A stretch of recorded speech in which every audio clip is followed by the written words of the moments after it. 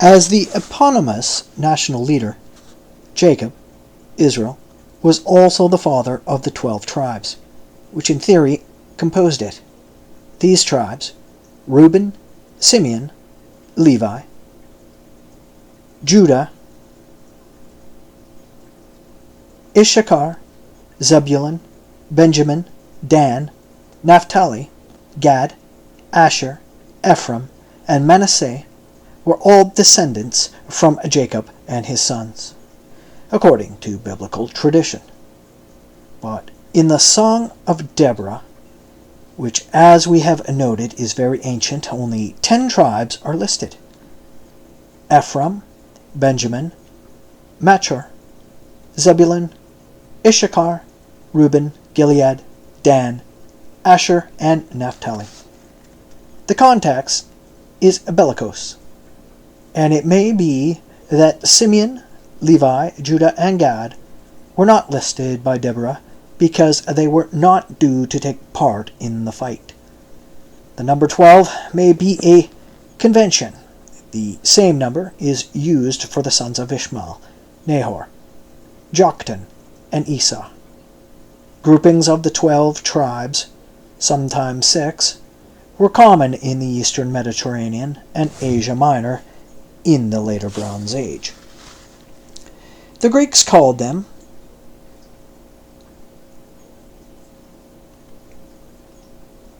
Amphictyons, from a term meaning to dwell about.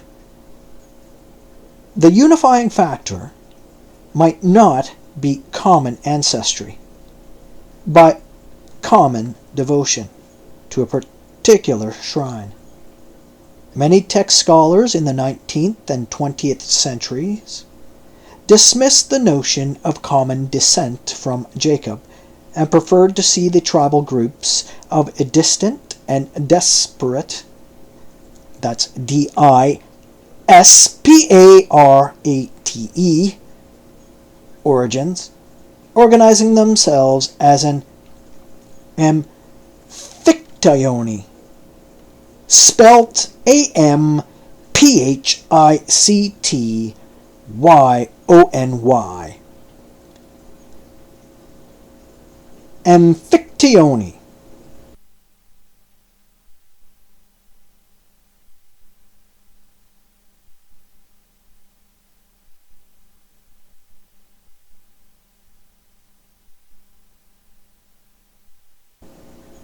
Many text scholars in the 19th and 20th centuries dismissed the notion of common descent from Jacob and preferred to see the tribal groups of distant and disparate origins organizing themselves as an Amphictyony around the Israelite shrines, which were being established about this time.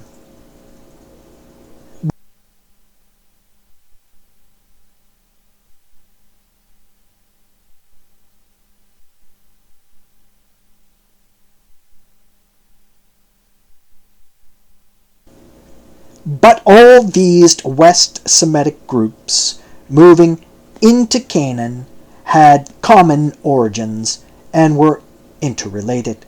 They shared memories, traditions, and revered ancestors.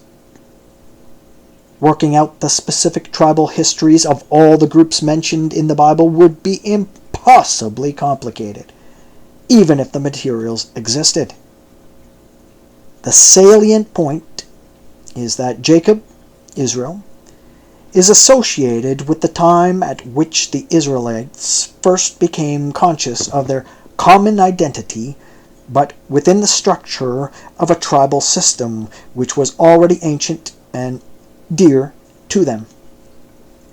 Religious and family links were equally strong and inextricable in practice, as they were to be throughout Jewish history. In Jacob's day, men still carried their household gods about them, but it was already becoming possible to think in terms of a national god too. Abraham had his own religious beliefs, but he courteously paid tribute, being a stranger and sojourner, to local deities, known generally as El. Thus he paid tithe to El Elyon at Jerusalem, and he acknowledged El Shaddai at Hebron and El Olam at Beersheba.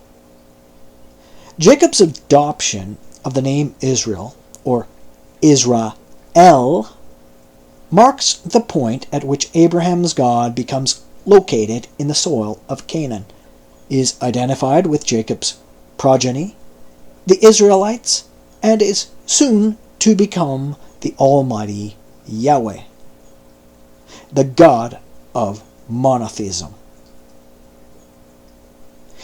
The dominance of Yahweh as the overwhelming focus of Israelite religion, the prototype of the sole God which all Jews, Christians, and Muslims worship today, was slowly confirmed during the next phase of the people's history, the movement into Egypt and the dramatic escape from Egyptian bondage.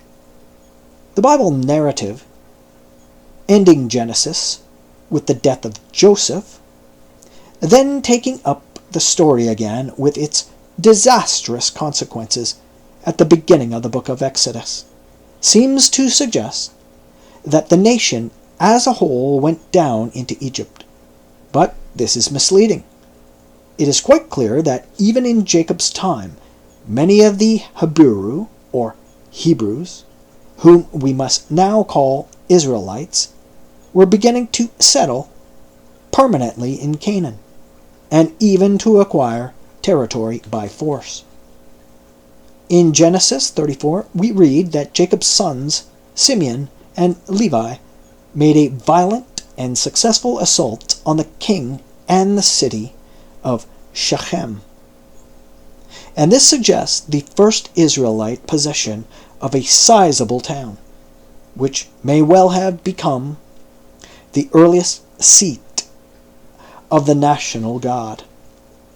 Shechem was already a city in the 19th century BC, since it is mentioned in an Egyptian document from the reign of Sesostris III, 1878 to 1843 BC, and later acquired Cyclopean walls. It is in fact the first city of Canaan referred to in the Bible. Genesis 12, verses 6 and 7, and Abraham got the divine promise there. Shechem is near the modern Nablus, a name derived from the new city, or Neapolis, which Vespasian built in 72 AD, after the reconquest of Palestine. We can identify the site from references in Josephus, writing about 90 AD, and Eusebius, writing before 340 AD, who says ancient Shechem is in the suburbs of Neapolis, near Jacob's well. Clearly, Shechem was not merely taken, but remained in the hands of Jacob's family, since on his deathbed he bequeathed it to his son Joseph. I have given to thee one portion above my brethren, which I took out of the hand of the Amorite with my sword and with my bow.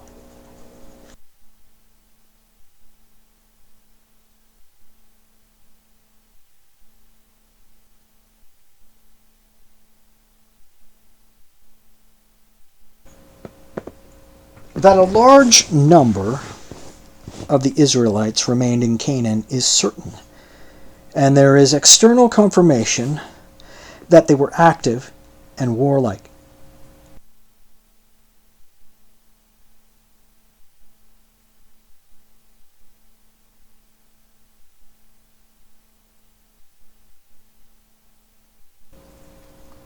The Egyptian documents, known as the Amarna letters, which can be accurately dated 1389 to 1358 BC, from a time when the pharaohs of the Egyptian New Kingdom were nominally sovereign in Palestine.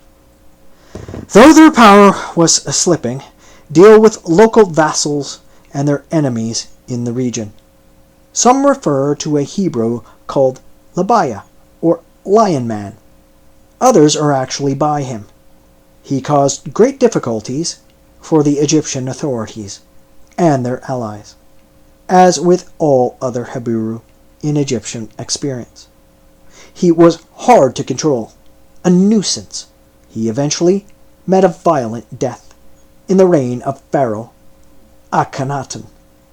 But in his lifetime, he was in control of a small kingdom around Shechem, and his sons inherited his possessions.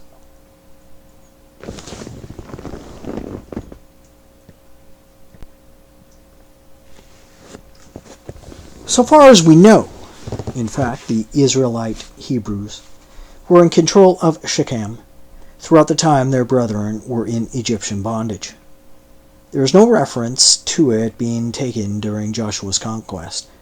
Yet as soon as the Israelite invaders got into the hills north of Jerusalem, they enacted or reenacted the ceremony of the covenant at Shechem, the place where Abraham first made it. The implication is that it was already and had long been in the hands of people they recognized as their co-religionists and racial kin. Shechem was thus, in a sense, the original central shrine and capital of Israelite Canaan. The point is important, since the continuous existence of a sizable Israelite population in Palestine throughout the period between the original Abrahamite arrival and the return from Egypt make the biblical book of Exodus, which clearly describes only a part of the race, and the conquest narrated in the book of Joshua, far more credible.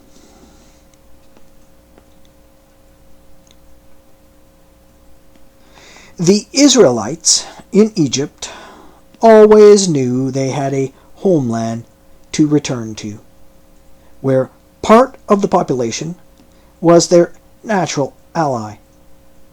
And this fifth column within the land in return made the attempt to seize Canaan by a wandering band less of a forlorn venture. So the sojourn in the Exodus from Egypt and the desert wandering that followed involved only part of the Israelite nation. Nevertheless, this phase was of crucial importance in the evolution of their religious and ethical culture. Indeed, it was the central episode in their history, and has always been recognized by Jews as such, because it saw emerge for the first time in transcendent splendor the character of the unique God they worshipped, his power to deliver them from the greatest empire on earth, and to give them a bounteous land of their own. And it also revealed the multitude of his exacting demands, which, in return, he expected them to meet. Before they went to Egypt, the Israelites were a small folk almost like any other, though they had a cherished promise of greatness. After they returned, they were a people with a purpose, a program, and a message to the world. The period opens and closes with two of the most mesmeric characters in the history of the Jews, Joseph and Moses, archetypes of men whose strengths and achievements were to illuminate Jewish history again and again. Both were younger sons. Part of that group, Abel, Isaac, Jacob, David, and Solomon were other examples, which it seems the peculiar purpose of the Bible to exalt. The Bible shows most leaders born without place or power, but raised it to their own efforts, themselves the product of acts of divine grace. The Bible sees a peculiar virtue in powerlessness, appropriate to a people which has seldom possessed power, and suffered much from its exercise. But it also sees virtue in achievement, and achievement as the sign of virtue, especially of those once so weak and lowly. Both Joseph and Moses had no rights of birth, and narrowly survived vulnerable childhoods or youth. But both had the God-endowed qualities to bring them to greatness by their own efforts.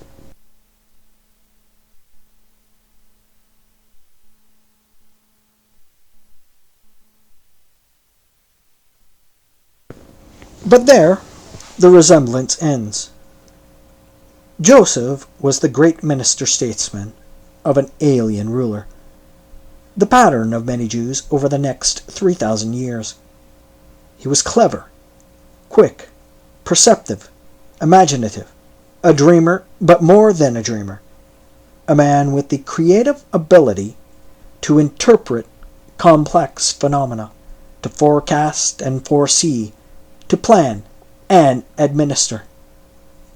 Quiet, industrious, able in all economic and financial affairs, the master also of many forms of arcane knowledge. He knew well how to serve power and exploit it on behalf of his people. As Pharaoh said to him, "There is none so discreet and wise as thou art." Joseph occupies a great deal of space in Genesis, and he clearly fascinated the early scribes who first sorted out these many tales and then blended them together with considerable art and symmetry. But there is no doubt about his historicity.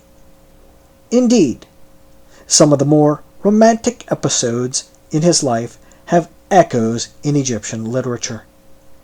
His attempted seduction by Potiphar's wife, who in her fury at her rejection by him resorts to slander and has him thrown into prison, occurs in an ancient Egyptian narrative called The Tale of the Two Brothers, which first reached written form in a papyrus manuscript dated 1225 BCE. Foreigners frequently rose high at the Egyptian court. In the 14th century BC, Joseph's career was paralleled by a Semite with the name of Yanhamu, Egyptian High Commissioner. That's Yanhamu.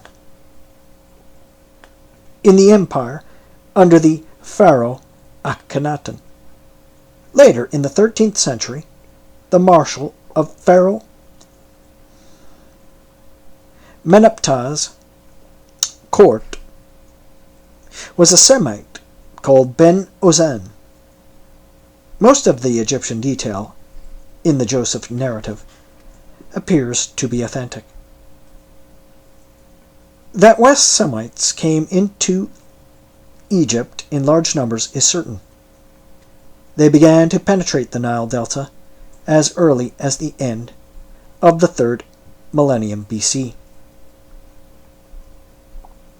These immigrants usually came peacefully, sometimes willingly, in search of commerce and work, sometimes driven by hunger. For the Nile was much the most regular provider of grain surpluses, and sometimes as slaves.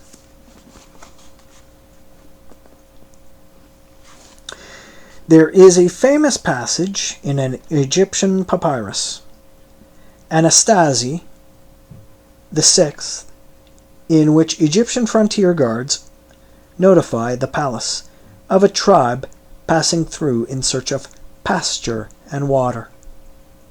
Papyrus number 1116a in Leningrad shows a gracious pharaoh donating rations of wheat and beer to headmen identified as coming from Ashkelon, Hazar, and Megiddo. For a time, indeed, from the 18th to the 16th centuries BC, Egypt had a dynasty of foreign rulers called the Hyksos. Some of their names seem Semitic. Kayan, Yakubhur, for example. In the 1st century AD, the Jewish historian Josephus, trying to buttress the Exodus story, quoted Manetho to link it with the eventual expulsion of the Hyksos in the mid-16th century. But the Egyptian detail in the Bible would fit more neatly with a later period.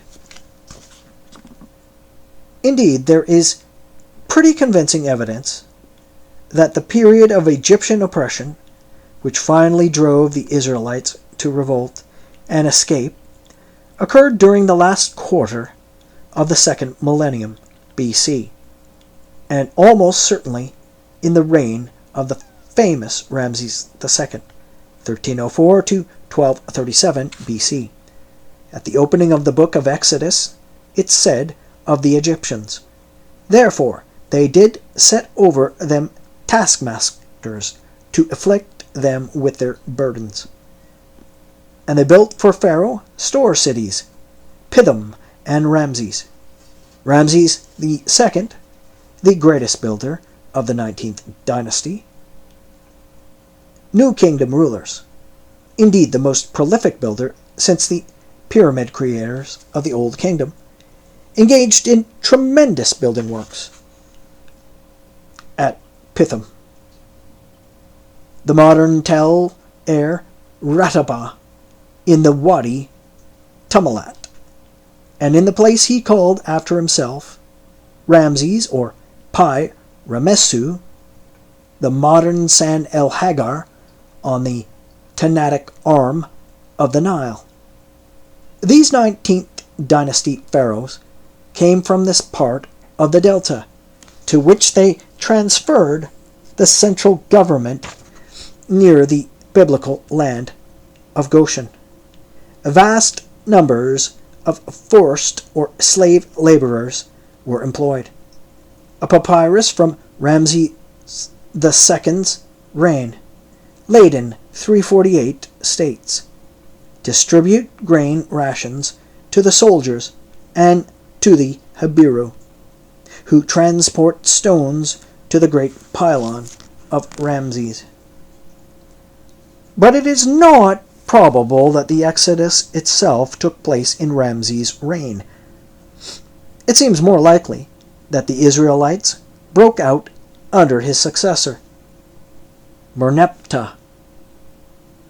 A victory stela of this pharaoh has survived and being dated 1220 BC.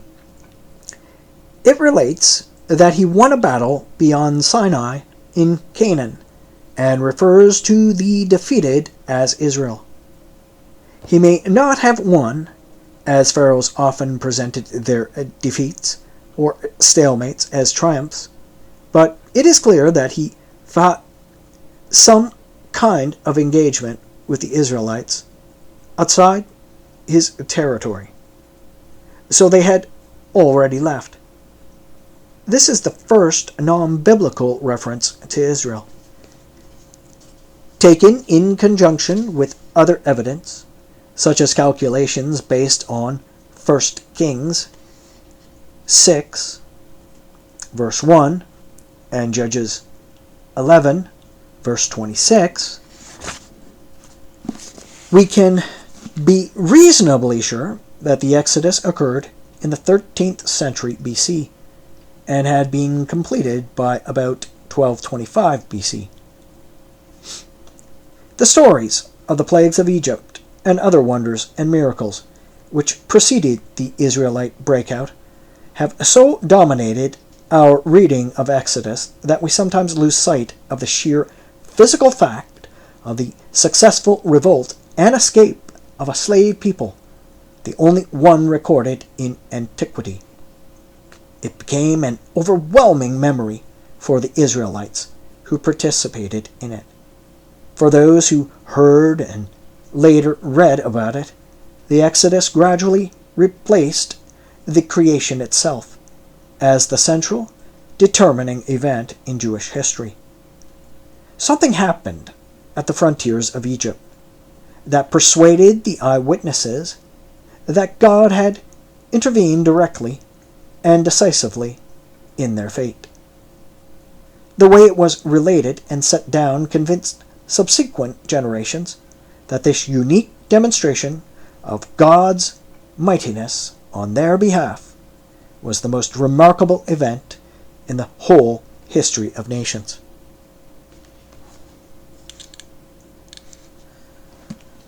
Despite intensive investigations over many years, we really have no idea where the hand of the Lord saved Israel from Pharaoh's army. The critical phrase is "at the Sea of Reeds," or "at the sea." This could mean one of the Salt Lakes, or the northern end of the Suez Gulf, or even the top of the Gulf of Aqaba. Another alternative is the Serbonian Sea, like Serbonus, in northern Sinai, which in effect is a lagoon of the Mediterranean. What we do know is that the frontier was heavily defended in places and policed throughout. The episode which saved the Israelites from Pharaoh's fury, and which they saw as divine redemption, was so stupendous as to become for them and their progeny the dynamic of their whole spiritual existence. "Ask yourselves," Moses said to them, "since the day of God created man, whether there hath been any such thing as this great thing, or hath been heard like it. Has God ever before essayed to go and take him a nation from the midst of another nation, by temptations, by signs, and by wonders, and by war, and by a mighty hand and a stretched out arm, and by great terrors, according to all that the Lord your God did for you in Egypt before your eyes?" In Exodus, Moses has God himself point to the stupendous wonder of his acts, and show how they relate to his plans for them as a people.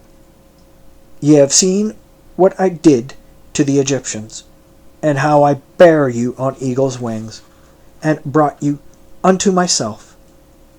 Now therefore, if ye will obey my voice indeed, and keep my covenant, then ye shall be a peculiar treasure unto me, above all people, for all the earth is mine. And ye shall be unto me a kingdom of priests, and an holy nation." This overwhelming event was matched by the extraordinary man who made himself the leader of the Israelite revolt.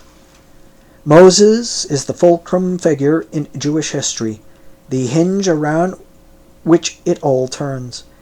If Abraham was the ancestor of the race, Moses was the essentially creative force, the molder of the people. Under him and through him, they became a distinctive people with a future as a nation. He was a Jewish archetype, like Joseph, but quite different and far from formidable.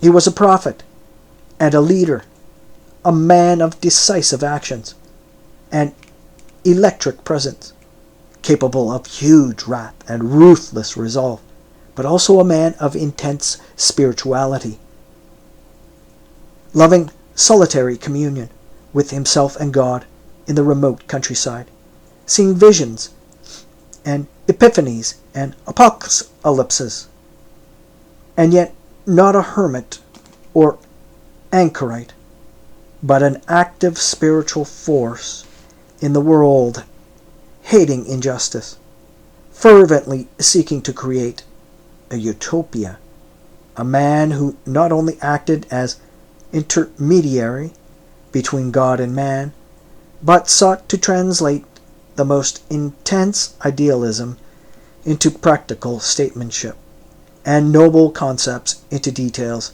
of everyday life.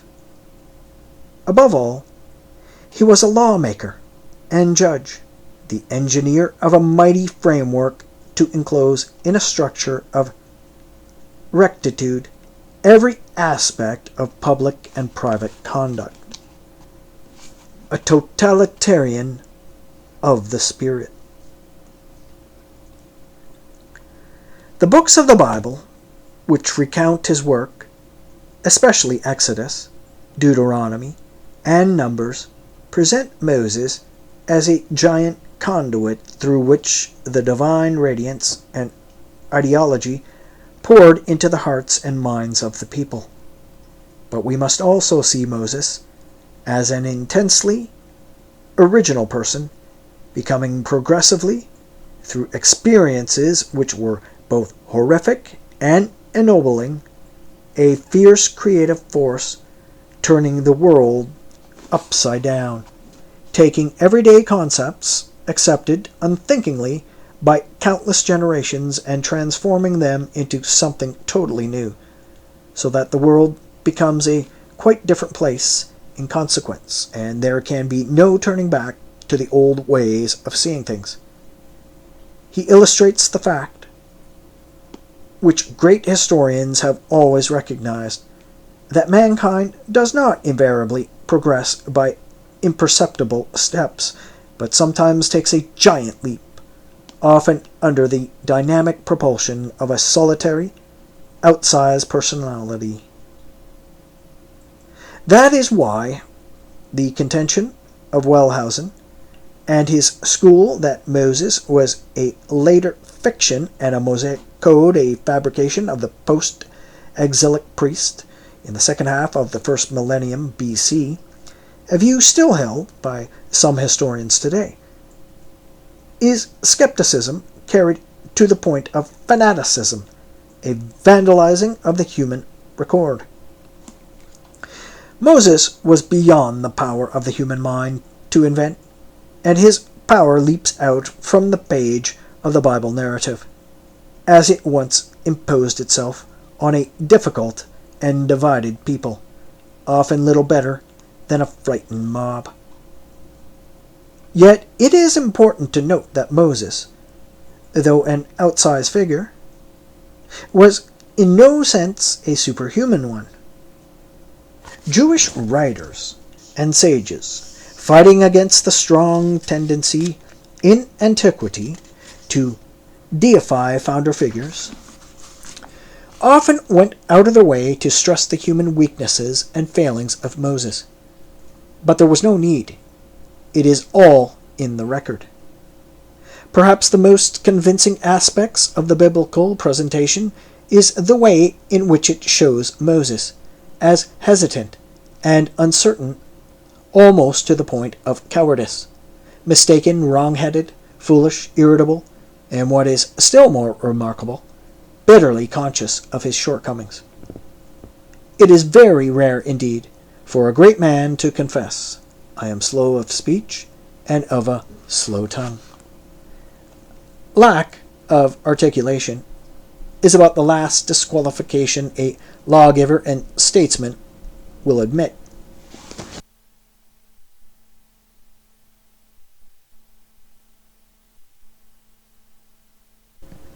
Still more striking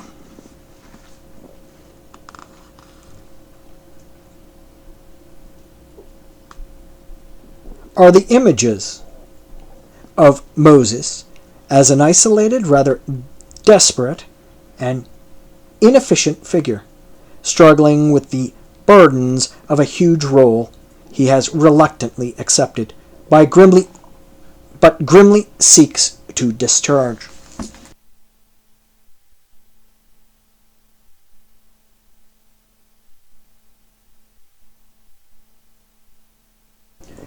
Exodus 18 shows him conscientiously sitting in judgment from dawn till dusk, hearing cases brought to him by the people.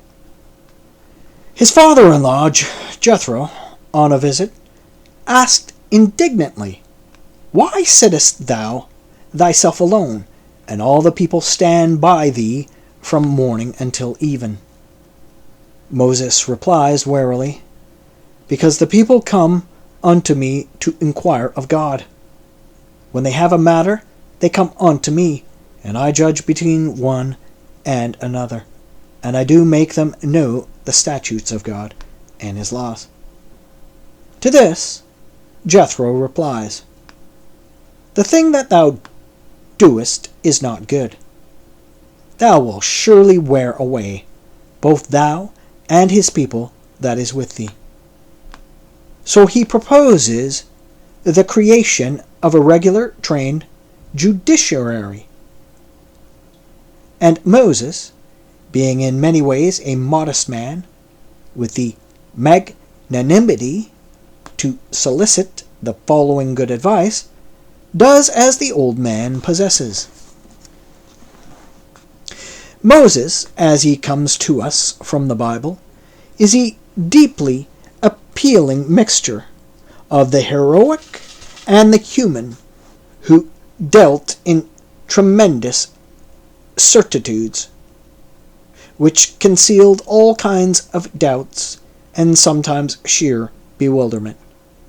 Because of his position, he had to keep up a brave front of omniscience, because he had to keep his vociferous horde together. He was obliged to thunder confidently, even when unsure, and to display publicly a relentlessness he did not feel in his heart. So his image was stern. His watchword, "Let the law bend the mountain."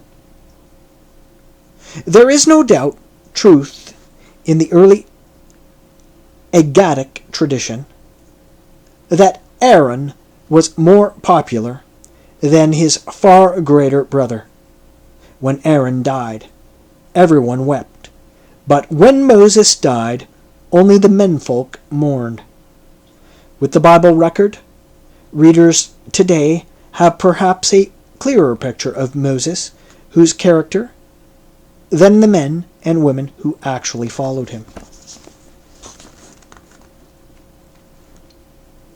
Moses was not only the most influential of all the Jews of antiquity before Christ, he was also the only one to make a considerable impact on the ancient world. The Greeks conflated him with their own gods and heroes, especially Hermes and Mosaeos, spelled Musaeos. Mosaeos. The Greeks conflated him with their own gods and heroes, especially Hermes and Mosaeos. He was credited with inventing Hebrew writing, seeing as the prelude to Phoenician script and so of Greek. Eupolemus said he was the first wise man in the history of mankind. Artapanos credited him with organizing the Egyptian system of government and inventing all kinds of warlike and industrial machinery. Aristobulus thought that both Homer and Hesiod drew inspiration from his works, and there was a general view among many ancient writers that mankind as a whole, and Greek civilization in particular, owed much to his ideas. Not surprisingly, Jewish writers of antiquity endorsed this tradition of Moses as a leading architect of ancient culture. Josephus says he invented the very word law, then unknown in Greek, and was the first legislator in world history. Philo accused both philosophers and lawgivers of plundering or copying his ideas.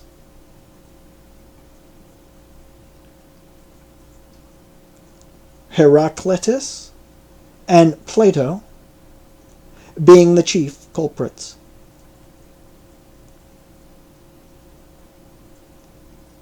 Still more striking is the assertion of the pagan writer Numenius of Apamea, 2nd century AD, that Plato was just a Moses who spoke Greek. The ancient writers were not merely convinced of Moses' existence. They saw him as one of the formative figures of world history.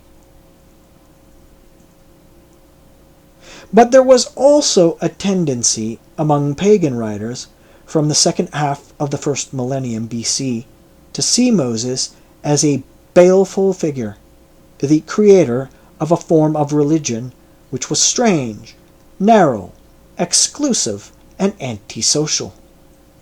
Moses is strongly associated with the very earliest stirrings of systematic anti-Semitism. Hecatius of Adira, 4th century BC, who wrote a history of Egypt, now lost, accused him of secluding his followers from other men and encouraging xenophobia. Manetho, 250 BC, first put about the extraordinarily persistent legend that Moses was not a Jew at all, but an Egyptian, a renegade priest of Heliopolis, who commanded the Jews to kill all the Egyptian sacred animals and set up alien rule. The notion of the rebellious Egyptian priest leading a revolt of outcasts, including lepers and Negroes, became the fundamental matrix of anti-Semitism, the libel, embroidered and repeated through the centuries with extraordinary persistence. It is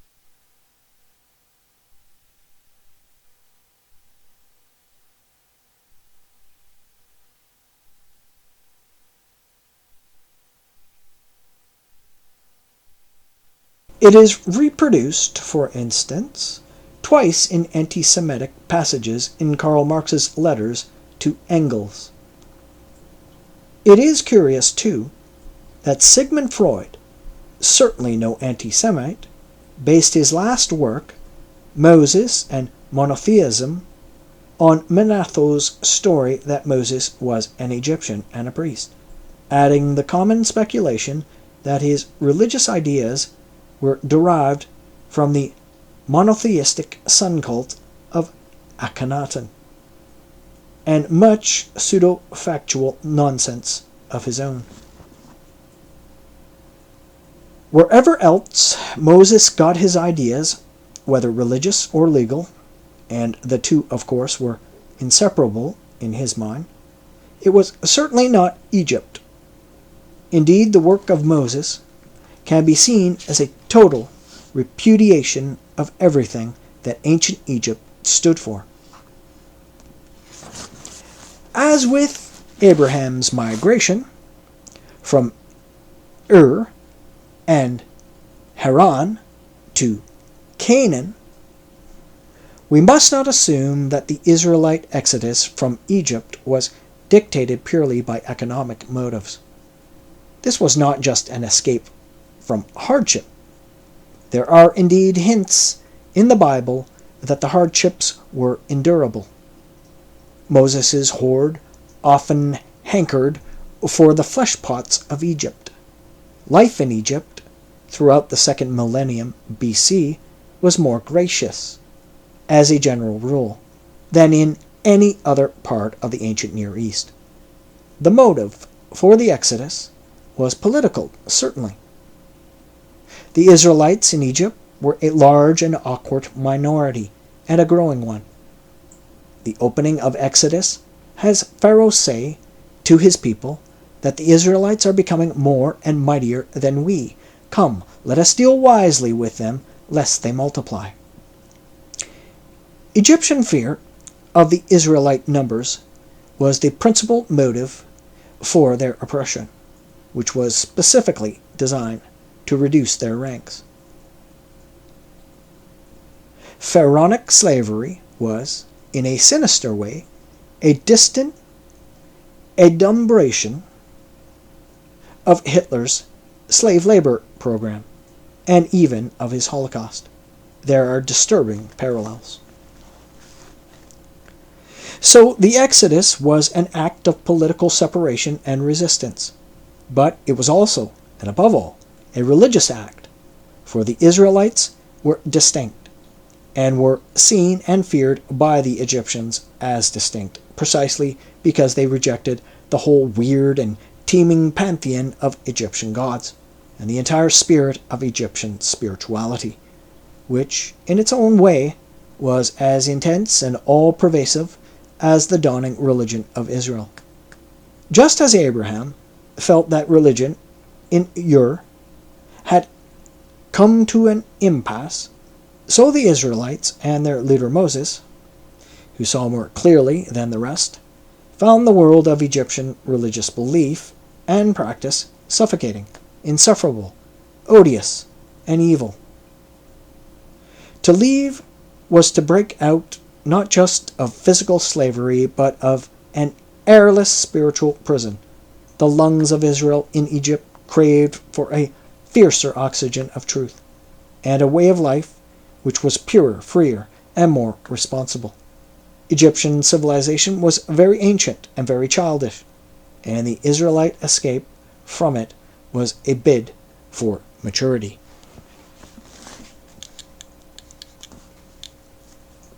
In this maturing process, the Israelites were, of course, acting in the long run, but not just for themselves, but for the whole humanity to come. The discovery of monotheism, and not just of monotheism, but of a sole omnipotent God, actuated by ethical principles and seeking methodically to impose them on human beings, is one of the great turning points in history. Perhaps the greatest of all. How great can be seen by considering the Egyptian worldview, which the Israelites rejected. The Egyptians were extraordinarily skillful in their using hands, and they had impeccable visual taste, but their intellectual notions were archaic in the extreme. They found it difficult or impossible to grasp general concepts. They had little sense of cumulative, as opposed to repetitive, time, and so no true grasp of history. The notion of linear progress was incomprehensible to them. Their conceptual distinctions between life and death, between the human, animal, and vegetable worlds, were fragile and insecure. Their beliefs had more in common with the cyclical and animistic religions of the Orient and Africa than anything we are accustomed to call religion in the West. Heavens and earth were different in degree, not kind, and heaven was ruled through a king, in whom the Creator was incarnate, and of whom Pharaoh was the earthly manifestation. Society in both heaven and earth was stable and static, and necessarily so. and any form of change was abhorrent and evil. It was very characteristic of this static society that it had no sense of impersonal law, and therefore no codified, let alone written law at all. The Pharaoh was the source and master of the law. His judges, there were courts, of course, sitting vicariously to enact his arbitrary judgments. The worldview in the Mesopotamian cultures of the 3rd and 2nd millennia BC was very different. It was much more dynamic, but also more confused. They rejected the notion of a single god as the ultimate source of power, unlike the Egyptians, who were constantly adding new gods to their pantheon. Of theological difficulties arose. Unlike the Egyptians, who were constantly adding new gods to their pantheon, of theological difficulties.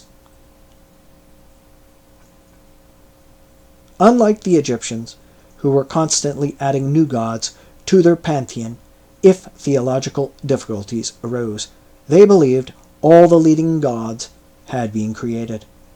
The community of these gods exercised final authority, chose the head of the pantheon, such as Marduk, and made humans immortal when desirable. Heaven was thus in a continuous state of restlessness, like human society. Indeed, each was a replica of the other, with the ziggurat a connecting link. But the human monarch was not divine. It was rare for Mesopotamian societies at this stage to believe in god-kings, nor was he absolute. He was accountable to the gods. The monarch could not enact or dispense law arbitrarily. In fact, the individual was protected by cosmic law, which was unalterable. Being dynamic, and therefore offering the idea of progress, ideas current in ancient Mesopotamian society were much preferable to the dead hand of Egypt. They offered hope as opposed to the resignation or fatalism of Afro-Asian norms, which Egypt so strikingly exemplified.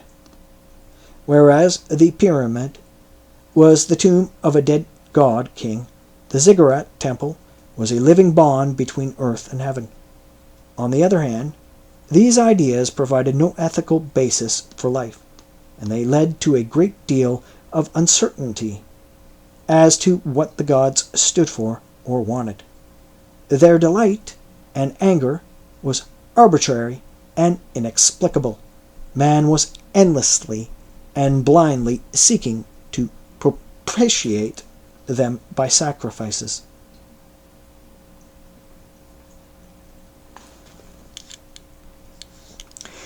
In one important respect, these Mesopotamian societies, spreading out into the West, were becoming more sophisticated.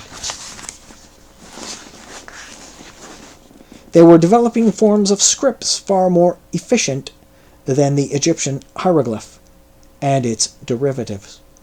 But they rightly saw this invention as a source of power. They believed, therefore, that writing down a law strengthened its force and made it numinous.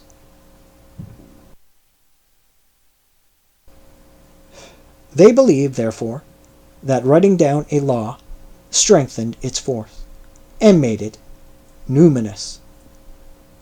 From the end of the 3rd millennium onwards, legal systems grew in density and complexity, and were reflected not only in masses of individual legal documents, but in written legal codes. The spread of the Akkadian script and language encouraging rulers to compile their laws in societies as widely separated as Elam and Anatolia, among the Hurrians and the Hittites, at Ugarit, and on the Mediterranean littoral. The earliest version of the Mosaic Code, which we presume to have been promulgated about 1250 BC, was thus part of a tradition which was already ancient. The first code, discovered among texts in the Museum of the Ancient Orient in Istanbul, dates from about 2050 BC. The work of Ur-Nammu, king of Sumer, and Akkad, the third dynasty of Ur. This states, among other things, that the god Nana chose Ur-Nammu to rule, and he got rid of dishonest officials and established correct weights and measures. Abraham must have been familiar with its provisions. Another code, which Abraham may have known too, dates from about 1920 BC. Two tablets, now in the Iraq Museum, from the ancient kingdom of Ashur.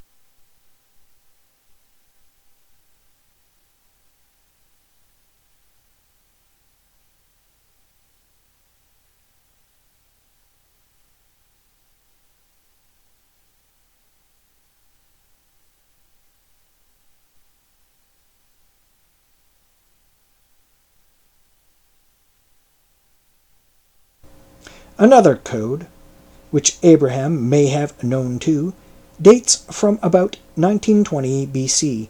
Two tablets, now in the Iraq Museum, from the ancient kingdom of Eshnunna, written in Akkadian, list about 60 property regulations laid down by the god Tishpak and transmitted to the local king.